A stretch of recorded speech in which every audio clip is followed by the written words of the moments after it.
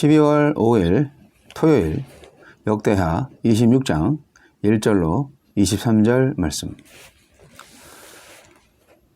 유다 온 백성이 나이가 16세 된 우시야를 세워 그의 아버지 아마샤를 대신하여 왕으로 삼으니 아마샤 왕이 그의 열조들의 묘실에 놓은 후에 우시야가 엘롯을 건축하여 유다에 돌렸더라. 우시야가 왕위에 오를 때 나이가 16세라. 예루살렘에서 52년간 다스리니라. 그의 어머니의 이름은 여골리하여 예루살렘 사람이더라. 우시야가 그의 아버지 아마샤의 모든 행위대로 여호와 보시기에 정직하게 행하며 하느님의 묵시를 밝히 아는 스가랴가 사는 날에 하느님을 찾았고 그가 여호와를 찾을 동안에는 하느님이 형통하게 하셨더라. 우시야가 나아가서 블레셋 사람들과 싸우고 가드 성벽과 야브네 성벽과 아스돗 성벽을 헐고 아스돗 땅과 블레셋 사람들 가운데 성읍들을 건축하며 하나님이 그를 도우사 블레셋 사람들과 구르바알에 거주하는 아라비아 사람들과 마온 사람들을 치게 하신지라. 암몬 사람들이 우시야에게 조공을 바치매 우시야가 매우 강성하여 이름이 애굽 변방까지 퍼졌더라. 우시야가 예루살렘에서 성 모퉁이 문과 골짜기 문과 성구비에 망대를 세워 견고하게 하고 또 광야에 망대를 세우고 물 웅덩이를 많이 파고 고원과 평지에 가축을 많이 길렀으며 또 여러 산과 좋은 밭에 농부와 포도원을 다스리는 자들을 두었으니 농사를 좋아함이었더라. 우시야에게는 또 싸우는 군사가 있으니 서기관 여이엘과 병영장 마아세야가 직접 조사한 수요대로 왕의 지휘관 하나냐의 휘하에 속하여 때를 지어 나가서 싸우는 자라. 족장의 총수가 2600명이니 모두 큰 용사요 그의 휘하의 군대가 30만 7500명이라 건장하고 싸움에 능하여 왕을 도와 적을 치는 자이며 우시야가 그의 온 군대를 위하여 방패와 창과 투구와 갑옷과 활과 물매도를 준비하고 또 예루살렘에서 재주 있는 사람들에게 무기를 고안하게 하여 망대와 성곽 위에 두어 화살과 큰 돌을 쏘고 던지게 하였으니 그의 이름이 멀리 퍼짐은 기이한 도우심을 얻어 강성하여짐이었더라. 그가 강성하여짐에 그의 마음이 교만하여 악을 행하여 그의 하느님 여호와께 범죄하되 곧 여호와의 성전에 들어가서 향단에 분향하려 한지라. 제사장 아사랴가 여호와의 용맹한 제사장 80명을 데리고 그의 뒤를 따라가 들어가서 우시야 왕 곁에 서서 그에게 이르되 우시야여 여호와께 분향하는 일은 왕이 할 바가 아니요 오직 분향하기 위하여 구별함을 받은 아론의 자손 제사장들이 할 바니 성소에서 나가소서. 왕이 범죄하였으니 하느님 여호와에게서 영광을 얻지 못하리이다. 우시야가 손으로 향로를 잡고 분향하려 하다가 화를 내니 그가 제사장에게 화를 낼 때 여호와의 전 안 향단 곁 제사장들 앞에서 그의 이마에 나병이 생긴지라. 대제사장 아사랴와 모든 제사장이 왕의 이마에 나병이 생겼음을 보고 성전에서 급히 쫓아내고 여호와께서 치심으로 왕도 속히 나가니라. 우시야 왕이 죽는 날까지 나병 환자가 되었고 나병 환자가 되매 여호와의 전에서 끊어져 별궁에 살았으므로 그의 아들 요담이 왕궁을 관리하며 백성을 다스렸더라. 우시야의 남은 시종 행적은 아모스의 아들 선지자 이사야가 기록하였더라.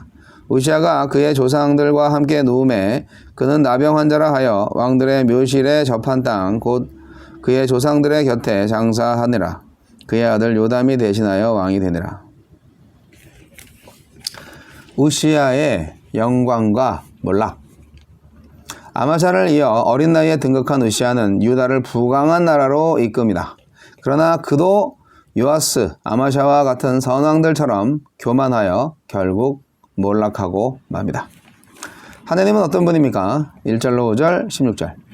하느님을 찾는 자를 형통하게 하십니다. 그런데 유다 왕들은 그들의 역사가 교훈하고 스스로도 경험한 이 진리에 굳건히 서지 못하고 실패합니다.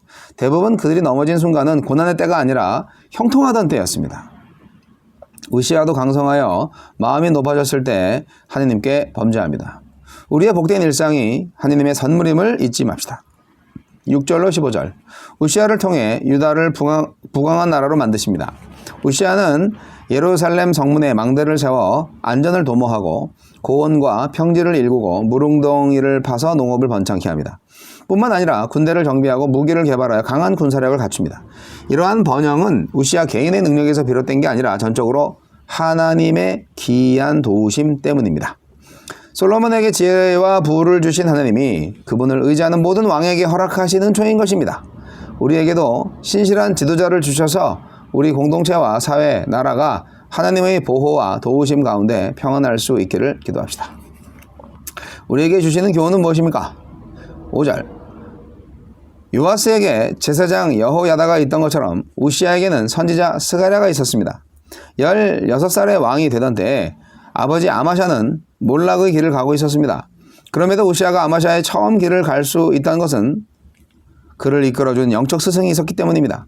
나를 바른 신앙으로 이끌어주는 영적 스승은 누구입니까? 또 나는 누구에게 선한 영향력을 끼치고 있습니까?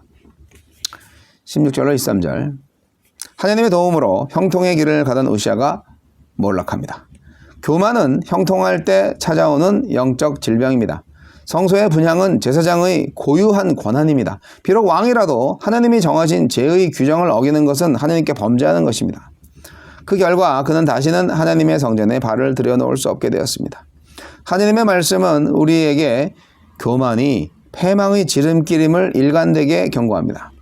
교만한 자의 몰락은 우리 주변에서도 어렵지 않게 찾아볼 수 있습니다. 그러니 늘 주님 앞에 겸손할 수 있도록 돌아보아야 합니다. 공동체의 기도. 주께 하듯 이웃을 대하며 저희가 누리는 모든 것이 하나님에게서 왔음을 잊지 않게 하소서.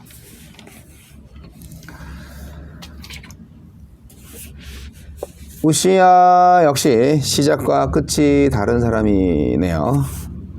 신앙은 끝까지 신앙이 신앙이에요. 마지막 순간까지 지키는 신앙이 참 신앙입니다. 그렇죠? 52년이나 왕위에 있었지만 시작과 끝이 달랐던 우시아, 그의 이야기를 통하여서 우리가 얻을 수 있는 교훈은 무엇일까요? 네, 한마디로 얘기해서 교만하지 말아라, 뭐 이거죠. 요아스 왕에게 제사장 여호야다가 있었다면 우시아 왕에게는 하나님의 묵시를 밝히 아는 스가랴가 있었습니다. 그가 왕의 곁에서 멘토가 되어주는 동안 우시아는 여호와 하나님을 찾았고 하나님의 형통케 하시는 은총을 경험을 했죠. 저와 여러분 주위에 저와 여러분의 가능성을 인정해주는 사람보다 하나님의 크기를 상기시켜 줄 수 있는 멘토가 있나요? 한번 잘 살펴보시기 바랍니다. 하나님의 말씀을 밝히 아는 친구와 지도자를 곁에 두고 있는 자는 참 복된 사람입니다. 하나님을 찾은 우시아. 그때 하나님이 엄청 많이 도와주셨어요. 하나님께서 외적의 공격을 다 막아주셨고 북이스라엘과 우호적인 관계를 조성해서 부흥의 여건을 조성해 주셨습니다. 일단 전쟁이 나면 힘들어요. 전쟁이 없고 평화 시대에 문화가 꽃피고 살찌울 수 있는 겁니다. 유다의 번성은 우시아의 노력 위에 하나님의 은혜가 함께한 결과였습니다. 노력은 했지만 그 노력이라는 것은 결국 작은 거죠. 실제로 하나님이 해주신 건데 분명히 역대기서는 하나님께서 기이한 도움을 주셨다는 기록을 하고 있습니다. 하나님께서 돕지 않으시면 집을 세우는 자의 수고가 헛되고 파수꾼의 경성함이 헛되잖아요. 여러분, 근데 문제는 결국 발생합니다. 나라가 강성해지니까 우시아가 그만 교만해졌습니다. 아론의 자손 제사장들만 할 수 있는 분향하는 일을 자기가 하겠다고 그렇게 나섰네요. 제사장이 막았는데 그 막았을 때 딱 그만했어도 그렇게 큰 징계는 받지 않았을 텐데 결국 제사장들의 만류를 거절해서 그 즉시에 나병 환자가 되고 말았습니다. 그리고 평생 별궁에서 나병 환자로 살다가 죽었습니다. 자, 어째 이런 일이. 너무 안타깝죠? 무엇을 의지하느냐에 따라서 한 사람의 인생이 달라진다는 것을 우시아만큼 선명하게 보여주는 예가 또 있을까요?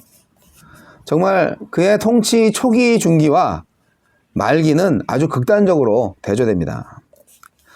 그 원인은 단 하나. 하나님의 계시, 묵시를 대하는 그의 태도 때문입니다. 형통한 것이 모든 사람들한테 다 복이 되는 것은 아닙니다. 묵시와 형통함의 관계가 어떤 것일까요?